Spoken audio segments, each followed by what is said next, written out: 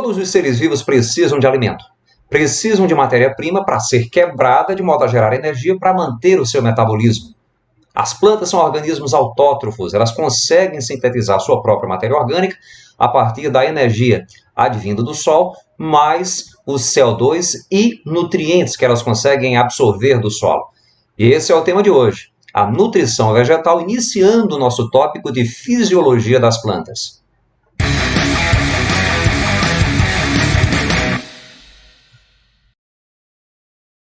As plantas conseguem produzir, através da fotossíntese, moléculas simples de carboidratos, utilizando para isso carbono presente nas moléculas de CO2, hidrogênio e oxigênio presentes em moléculas de água. E a energia necessária para esse processo advém do Sol.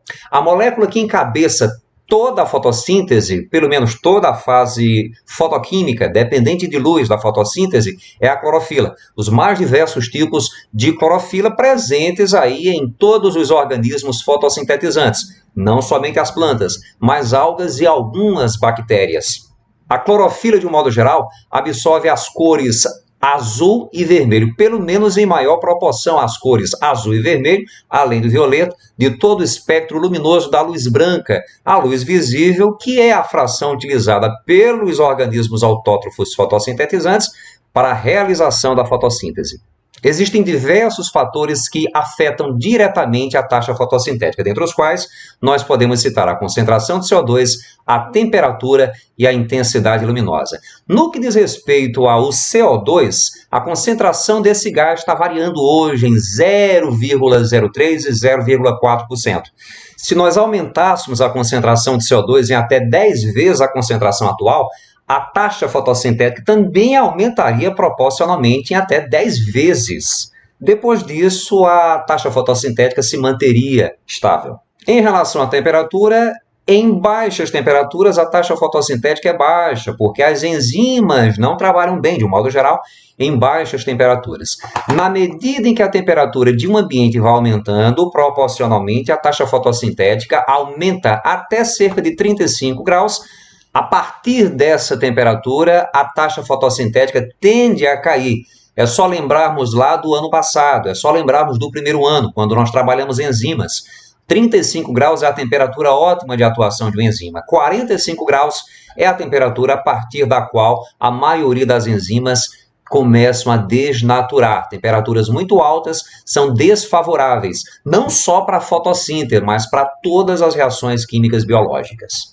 Num ambiente com concentração ideal de CO2, temperatura ideal, a taxa fotossintética ela aumenta conforme o aumento da intensidade luminosa até um certo ponto, onde a taxa de fotossíntese não mais se eleva, ela se mantém constante, estável. Esse é o momento que nós chamamos de ponto de saturação luminosa. Se nós compararmos as equações gerais da fotossíntese e da respiração, nós vamos perceber que elas se equivalem. Na verdade, uma vai ser o contrário da outra.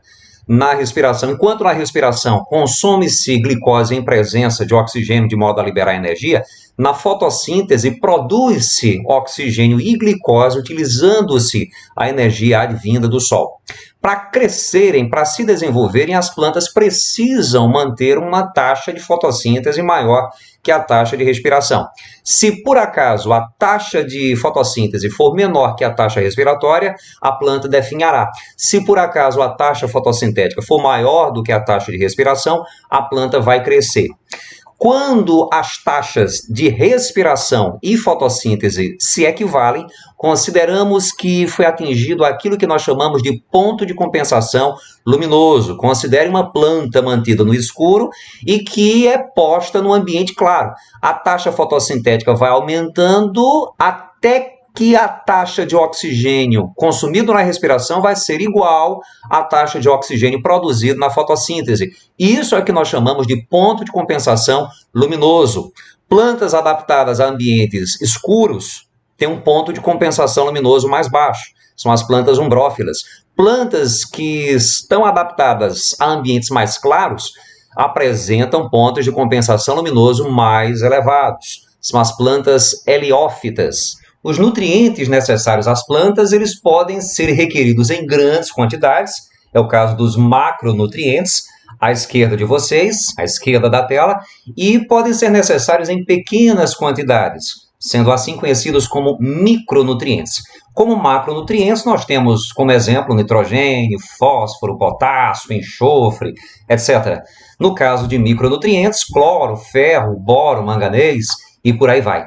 Em geral, isso está mudando com o passar do tempo, mas em geral só se faz a adição, pelo menos quando se trata de adubação química, só se faz a adição de macronutrientes. Eu só esquece de colocar os micronutrientes, né? Você planta, né?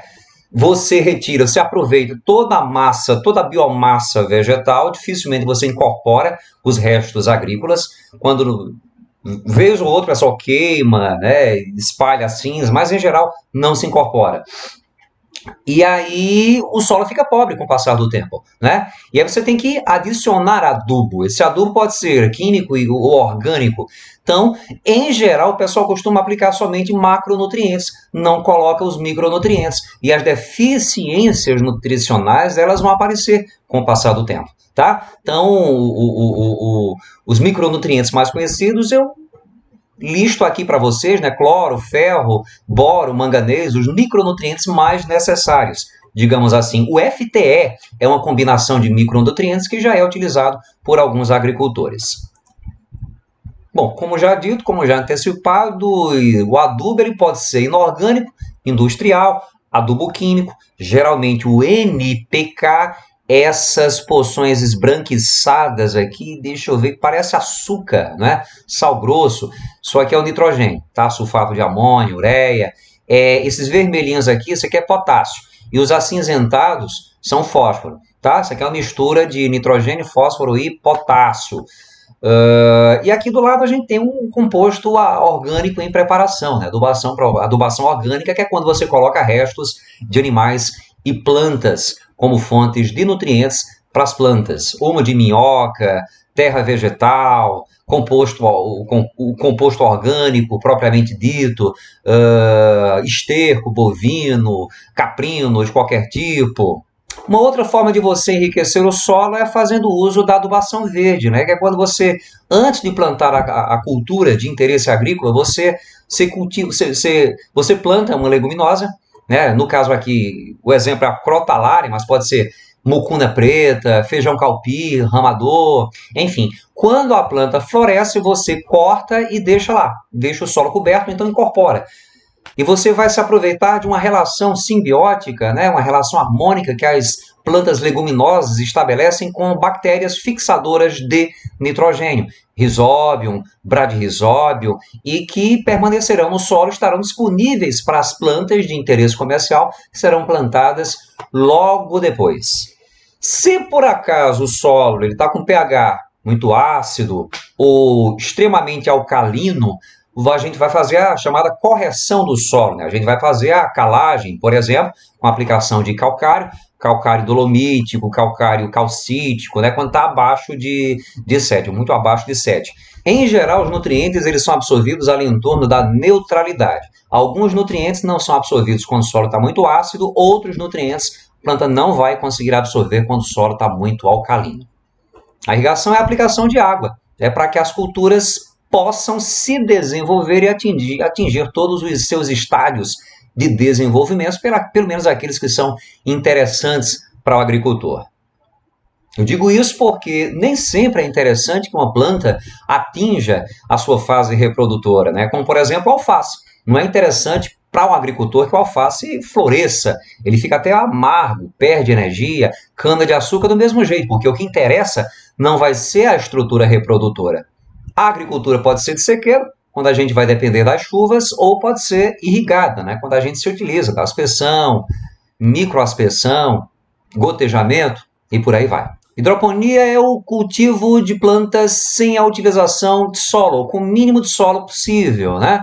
Você vai cultivar plantas das mais variadas espécies, uva, tomate, alface, maracujá, enfim, em calhas, né, onde correm filetes de água com material nutritivo.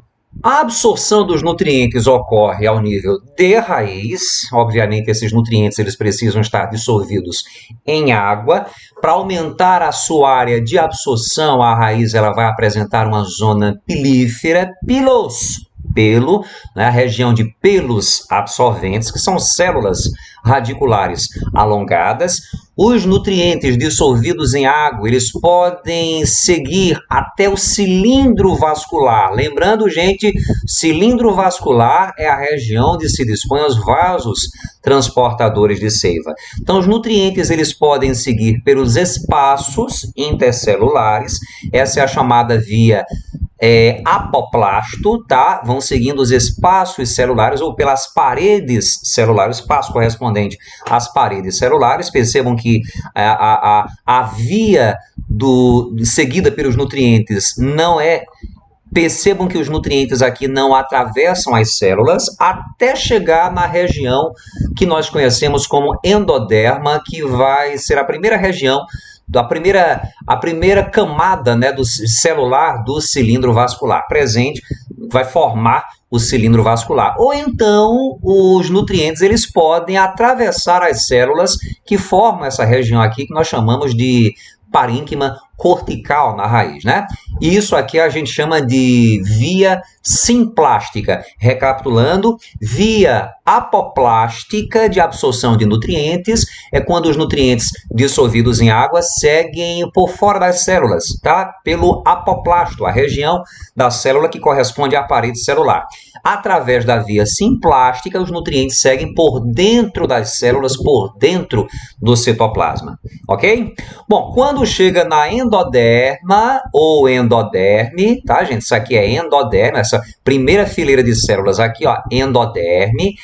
Mas na região central nós temos o xilema. Essa região aqui representada em azul é o floema, tá bom? Então, até chegar para passar da zona cortical, do córtex, para a região onde está disposto o xilema, os nutrientes eles têm que atravessar as células da endoderme. Por que não dá para os nutrientes dissolvidos em água passarem entre as células, entre uma célula endodérmica e outra? Porque entre uma célula endodérmica e outra, nós vamos encontrar fitas, eu vou chamar de fitas adesivas, que nós chamamos de estrias de Caspary, tá? São materiais impermeabilizantes que impedem a passagem de água nos espaços, entre duas células da endoderme, tá? Então, a água com os nutrientes tem que atravessar as células da endoderme se ela quiser chegar aqui onde está localizado, na região onde se localiza o xilema. Essa figura aqui já nos mostra direitinho como é que são as estrias de Caspary. Ó, isso aqui é a representação de células endodérmicas, tá? E as fitas, né, o que eu chamo de fitas ou estrias de Caspary, que são os materiais impermeabilizantes. Então, a água não consegue, ó, chegando na epiderme, a água não consegue passar por esse espaço aqui, ó. Tem que atravessar as células da endoderme até chegar ao miolinho do cilindro vascular, que é onde está localizado o xilema. Ok? A teoria que explica a condução da seiva bruta das raízes até as folhas, onde a fotossíntese vai acontecer, onde essa água vai ser utilizada na fotossíntese, a teoria que explica esse movimento é a chamada teoria da coesão-tensão, que se baseia num aumento da pressão osmótica ocasionada pela perda de água por parte da folha na forma de vapor. A água é liberada para o ar atmosférico através de estruturas que nós conhecemos como estômatos. Estoma quer dizer boca, que são estruturas que já foram descritas quando nós estávamos tratando da anatomia vegetal, mas são estruturas formadas por duas células, conhecidas como células guarda, que podem murchar ou podem se apresentar túrgidas, podem se enrijecer por conta da presença de água, maciça de água. Se a água no ambiente é escassa, o estômato murcha e o ostíolo fecha. Se a água no ambiente é abundante, o estômato ele fica túrgido e o ostíolo abre, a planta transpira. Na medida em que a planta transpira, é gerada uma força de sucção que faz com que a água que está presente na raiz seja puxada para as folhas. E aqui nós temos 3 fatores ambientais que influenciam diretamente o movimento dos estômatos. Olha só, intensidade luminosa alta, a planta vai fazer fotossíntese. Os estômatos ficam abertos, vamos aproveitar que tem luz e vamos fazer fotossíntese, né? Se por acaso a intensidade luminosa é baixa, o estômato ele fecha, já que a planta não vai fazer fotossíntese numa situação como essa, não tem por que estar se arriscando a perder água. Concentrações elevadas de CO2, estômato fecha, mas tem que ser muito elevada mesmo, né? 10 vezes a concentração atual de CO2 presente na atmosfera. Pouco CO2 na atmosfera, o estômato ele vai e abre. Muita água, o estômato abre, pode transpirar à vontade. Pouca água, o estômato fecha. E aí nós temos a condução da seiva orgânica, né? A seiva orgânica é um material que a planta produz a partir da fotossíntese, produz nas folhas, e esse material é transportado para todas as outras regiões vegetais, regiões estas que nós chamamos de drenos, tá? A hipótese que explica a movimentação da seiva orgânica ou fotossintática das folhas para as demais partes do vegetal, nós chamamos de hipótese do fluxo de massa, ou hipótese do desequilíbrio osmótico. Veja bem, o material, né, os açúcares e todo o material que forma a seiva orgânica está em alta concentração lá no interior das células da folha. Então isso faz com que uma grande massa de água penetre o floema naquela região e essa água vai empurrar a seiva orgânica para as regiões onde a concentração dos nutrientes presentes nesse material são escassos, tá? Então o floema vai estar sempre se movimentando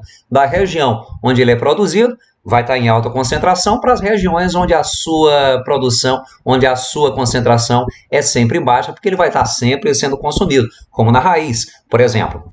Isso aqui é um esquema que explica mais ou menos como é que a coisa acontece, né? Eu tenho aqui 2 tubos ligados por um sifão e colocados aqui num recipiente com água, né? No ambiente A, eu tenho uma alta concentração de açúcar, no ambiente B eu tenho uma baixa concentração de açúcar. Então veja, a alta concentração de açúcar presente no ambiente A vai fazer com que a água penetre aqui. E a água vai empurrar o açúcar para o ambiente B, onde a sua concentração vai estar baixa. Esse esquema aqui ele já nos mostra os vasos condutores de seiva orgânica da planta, né?